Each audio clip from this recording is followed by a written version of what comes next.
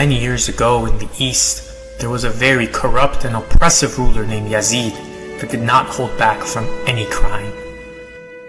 The people were sick and tired from him and his oppression. They wrote letters to a noble man among them, a man who, along with his descendants, was known as the most distinguished, most trustable, most just, most righteous, and most brave individual among the people. Not one letter, not 10 letters, not 100. They wrote 12,000 letters and asked that he come and become their guardian. The noble man was more decent, honorable, and kind than to allow the hand of someone that extended to him for aid to come back without an answer, even if this cost him his life. He was brought up in a family that gave up their food for 3 consecutive days to the needy who had come to their home, even though they were hungry themselves and did not have other food for eating.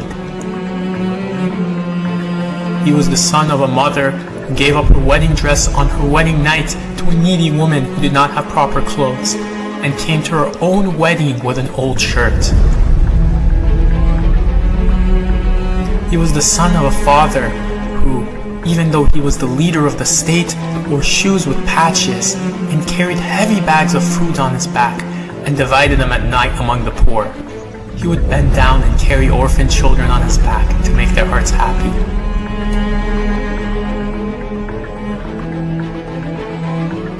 No one ever remembered a needy person having returned from his house or his father's house empty-handed. How could this noble man ignore 12,000 requests for help and turn his back on the cries of the majority of the people? He set out.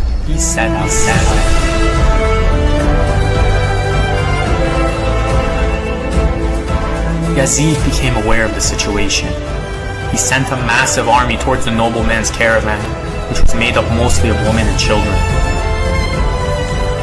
The same people that had wrote all these letters to the nobleman asking him to come and become their guardian hid in their homes out of the fear of Yazid and his army. They abandoned him and did not come to his aid. The commander of the army told the nobleman that he should either sign a declaration of friendship with Yazid, or he and his followers would be all killed. The nobleman said that such a declaration would mean approving of Yazid and his crimes. He would do no such thing.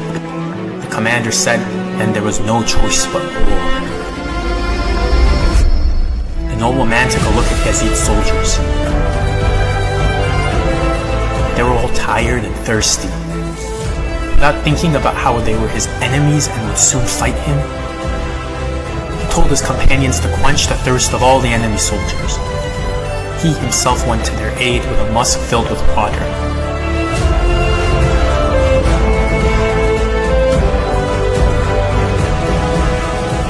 For he was the inheritor of all the goodness of all good ones.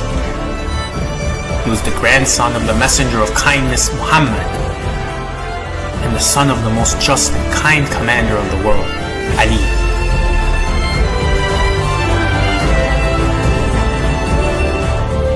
He was Hussain.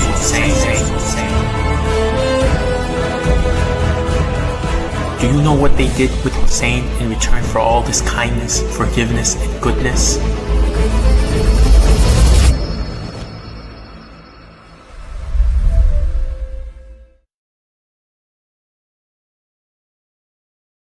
Do you know what they did with Hussain in return for all this kindness, forgiveness, and goodness?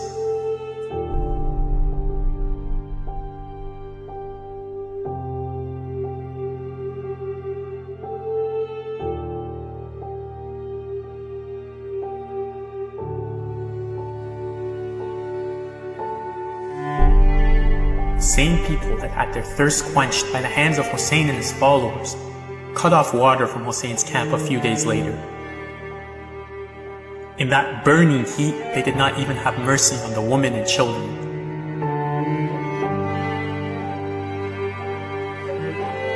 "30,000 ruthless fighters lined up against Hussein's followers, who, even including a 9-year-old boy, were not even 100 people.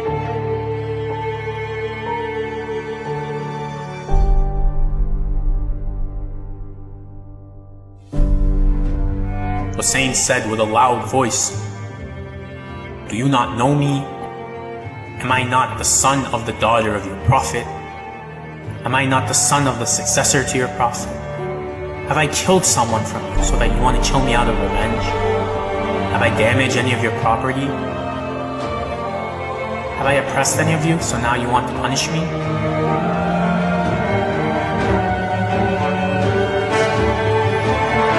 Did a large number of you not write letters to me, ask me to come for your guardianship and growth?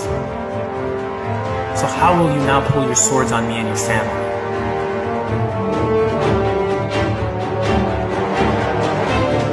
If you regret your decision, there is no problem. We have never forced anything on anyone and will not ever do so.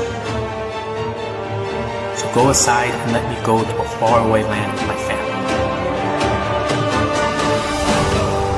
Yazid wanted Hussein to be killed. Whoever would fulfill his wish would receive a reward. So each person tried to get a bigger share of Yazid's goodwill for themselves. They put in every effort to bring about the most gruesome event in creation. They attacked him with such fierceness that it was as if Hussein had committed the worst oppressions and crimes against them.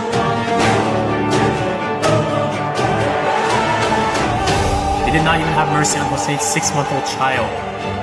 They silenced that baby who was crying out of thirst, shooting an arrow through his throat.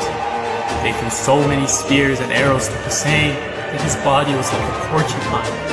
Even though they knew these wounds were enough to kill him, whoever got close to him would put a new wound in his cut-up body with their sword. Even those that did not have swords or spears threw stones on his body.